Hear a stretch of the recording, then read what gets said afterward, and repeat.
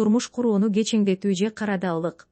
Коомчулукта анча маани берилбеген, бирок жеке адамга да, коомго да чоң зыянын тийгизе турган иштердин бири жаштардын үйлөнүү убактысынан кеч калуусу. Жыл өткөн сайын уул балдардын турмуш куруусу да, кыз балдардын турмушка чыгуусу кечеңдеп баратат. Мурда 17-18 жаш куракта турмуш курушса, азыр 27де деле бойдок жүргөндөр толо. Буга окуу, жумуш, карьера, турмушка даярдык, финансылык жетишпестик, кыздардын калыңынын көптүгү, ата-энелердин түшүнбөстүгү жана башка толгон себептер бар. 25тен өтүп барып турмуш куруу азыр кадыресе көрүнүш. Эркектен эшек үрпөйт деп, уул балдардын үйлөнбөй жүргөнү, жашы 30дан ашса да өн көрүнбөй калды. Бирок мунун өтө көп зыяны көмүскөдө калып жатат. Биринчиден, улуттун саны өспөйт. Кеч үйлөнгөн кеч балалуу болот. 2 ашып кетсе 3 балалуу болууга жетишет. Илгеркидей 10дон ашык балалуу болгондорду ит менен издеп таппайсың.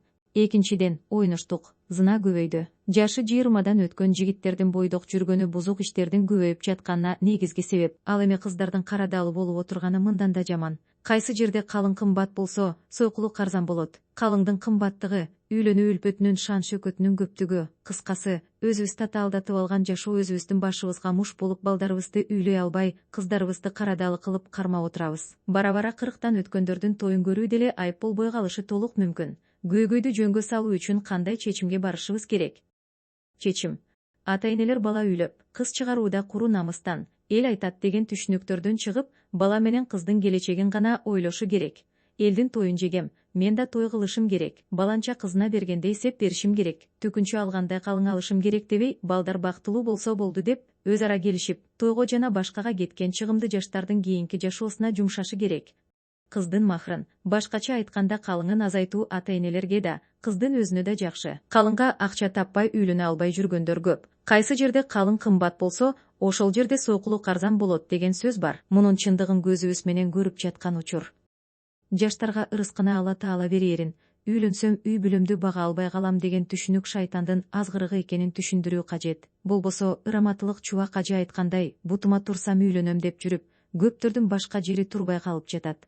Колунда бардар адамдар, акчасын кандай ишке жумшарын билбегендер колу жука бирөөнү үйлөндүрүп койсо кандай чоң сууп иш кылган болор эле. Бир эркек, бир кыздын багы ачылмак, бир үй бүлө курулмак, балдар тарбияланмак, урук урпак уланмак.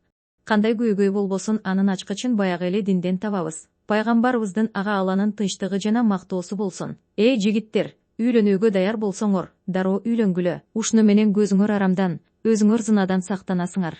Эгер үйлөнө албасаңар, анда орозо кармагыла. Ушул дагы силерди жаман иштен алаксытат деген осуятын жана үйлөнүп көбөйгүлө. Кыяматта үмөтүмдүн көптүгү менен сыймыктанам деген буйругун. Ушул буйрук мага берилген. Мен муну жазбай аткарышым керек деген ыймандуу уул кыздарды тарбиялашыбыз керек. Окуп чокуп иштеп, үй алып, машина минип анан үйлөнөм деген эркектер. Аял киши бир кесиптин ээси болбосо болбойт. Эриме көз каранды болуп отурганча, өзүмдүн иштегеним жакшы эмеспи? Кой бир окууну бүтүп алайын. Эр табылат деген кыздар чоң бакыттан куру калганын билбей жатышат. Эркектер го мейли, окусун, чокусун, иштесин. А кыздарга эмне жок? 40тагы жигит кыз алат, 40тагы кызды ким алат болуп, окууну бүтүп, ишке орношуп, эми эрге тиейин десе жашы 30га барып калган. 30дагы кызды алыш үчүн жок дегенде 33 жаштагы жигит керек. 33кө чейин үйлөнбөй жүргөн эркекте бир но болбосо, ушул жашка чейин катынсыз жүрмөк беле? Анан ошо. Ата-эне кыздын бактысы күйөөдө экенин унутпасын. Барган жерден бак айтсын деген батанын маани маңызын түшүнсүн. Жакшы жерден келген жуучуну кайтарбасын. Алла Таала бакытты, ырыскыны, жакшылыкты сунганда кайтарып жибербей кармап калсын. Эгер силерге дини жана кулк мүнөзү жаккан бирөө жуучу болсо, кызыңарды дароо бергиле. Болбосо жер бетине азгырык жана бузукулуктун тароосуна себеп болосуңар. Бул пайгамбарыбыздын ага Алланын тынчтыгы жана мактоосу болсун алтынга алмашкы осуяты. Элди жакшылыкка үндөйм, жамандыктан тыям дегендердин баарын жаштарды үй бүлө курууга шыктандырган, үй бүлөлүк жашоодогу көйгөйлөрдү чечүүнүн жолун үйрөткөн, бала тарбиялоону, эркек менен аялдын мамилесин сактоону жана башка үй бүлөлүк маселелерди чече турган семинар, тренинг, чогулуш, кутбаларды уюштуруп, гезит журнал, соц тармактар жана башка маалымат булактарынан байма-бай маалымат таратуу менен алек болуусу зарыл. Өрнөк. Пайгамбарыбыздын ага Алланын тынчтыгы жана мактоосу болсун өзүнүн 15 жаш улуу аялга үйлөнүп, андан 6 балалуу болду. Мына ушул аял пайгамбарыбызга ага Алланын тынчтыгы жана мактоосу болсун, ал пайгамбар болгон күндөн тартып өзү дүйнөдөн өтүп кеткенге чейин арка бел болду. Ал өлгөн жыл ислам тарыхында кайгы жылы деп аталды. Пайгамбарыбыз ага Алланын тынчтыгы жана мактоосу болсун. Мени башкалар жалганга чыгарганда ал мени колдоду. Мага башкалар ишенбегенде ал ишенди. Ал мага 6 перзент төрөп берди деп, аны унутпай, аны мактап жүрүп өтүп кетти. Ал бейиштеги аялдардын ханышасы Хадича энебиз эле. Аялдын жашы улуубу же кичүүбү, өңдүүбү же сертпи, бойлуубу же бекенеби, окуганбы же окуган эмеспи, булардын үй бүлөдө бактылуу жашоого эч катышы жок. Тандаган тазга жолугат дейт. Ыймандуу, кулк мүнөзү жакшы кызга жолуктуңбу, үйлөн.